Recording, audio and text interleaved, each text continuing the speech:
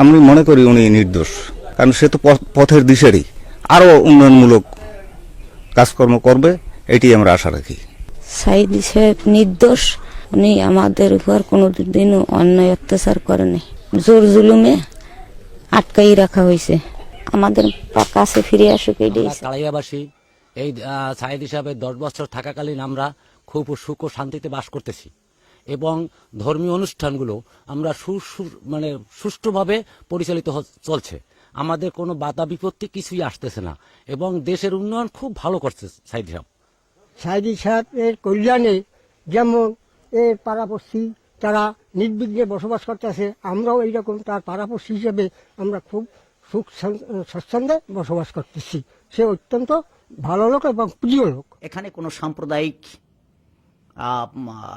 সাম্প্রদায়িকতার উস্কানি ছিল না এবং কোনো ঘটনা ঘটেনি।